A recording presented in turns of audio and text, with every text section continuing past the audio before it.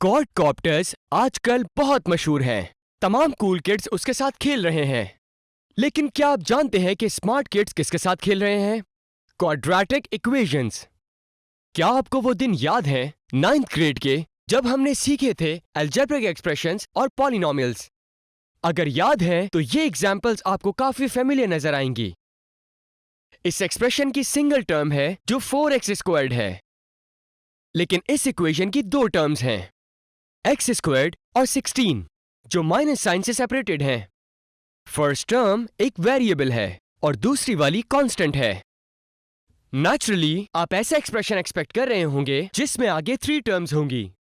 Hold on, देखिए पहले ये एक्सप्रेशन। इसके पास भी 2 टर्म्स हैं, जहां 3 कोफिशिएंट है x² का, जबकि 4 कोफिशिएंट है x का। और फाइनली लास्ट एक्सप्रेशन में है 3 टर्म्स, x², 7x और फिर 6। अब आप आइडेंटिफाई कर सकते हैं वेरिएबल्स, कोफिशिएंट्स और कांस्टेंट्स खुद ही। अब और उस डिग्री का क्या जो पॉलिनॉमियल या एक्सप्रेशन की है। इन तमाम एग्जाम्पल्स में जो हमने अभी देखी हैं, अब आप चेक करें हर एक्सप्रेशन में वेरिएबल्स की हाईएस्ट पावर क्या है। एक्सप्रेशन में वेरिएबल की हाईएस्ट पावर को उस एक्सप्रेशन की डिग्री कहा जाता है। यहां ये 2 है, लिहाजा इनमें से हर एक की डिग्री 2 है।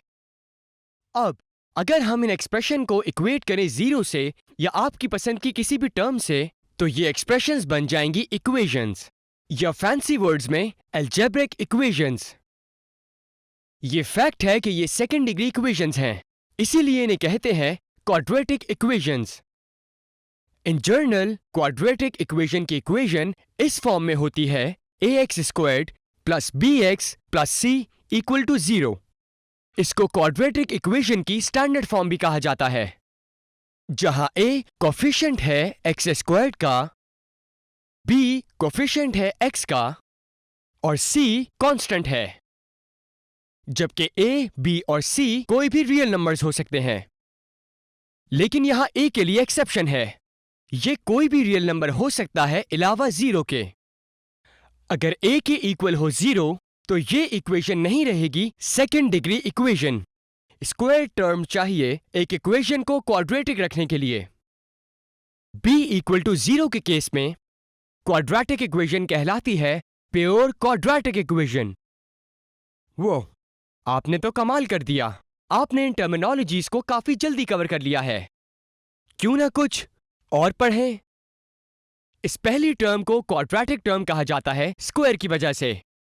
इस दूसरी टर्म को लीनियर टर्म कहते हैं, लीनियर इसलिए कि वेरिएबल x की पावर 1 है। तीसरी टर्म में वेरिएबल नहीं है तो इसे कांस्टेंट टर्म कहते हैं। हमने इन इक्वेशंस के साथ बहुत कम वक्त में बहुत कुछ सीख लिया है, लेकिन क्या आपने नोटिस किया कि सिर्फ एक वेरिएबल कैसे इन्वॉल्व्ड है हर क्वाड्रेटिक इक्वेशन में? आप देखेंगे कि ये क्यों इंपॉर्टेंट है जब आप इस पैटर्न को देखेंगे जिसे वेरिएबल्स स्टैंडर्ड फॉर्म में फॉलो करते हैं। सेम वेरिएबल जो पहली टर्म में अपीयर होता है दूसरी वाली में भी अपीयर होता है। एनीवेज, जब भी आप किसी इक्वेशन को देखते हैं, क्वाड्रेटिक हो या किसी और तरह की, आपकी मैथमेटिकल इंस्टिंक्ट चाहेगी कि आप उसे सॉल्व करें, लेकिन ट्रेनिंग के बगैर इंस्टिंक्ट बेकार है। तो डिस्कशन इन इक्वेशंस को सॉल्व करने की वो हम नेक्स्ट लेसन में करेंगे, आई प्रॉमिस। तब तक अहम फीचर्स को जहन में रखते हुए आप अपनी क्वाड्रेटिक इक्वेशन अपनी नोटबुक में बना सकते हैं। सी या।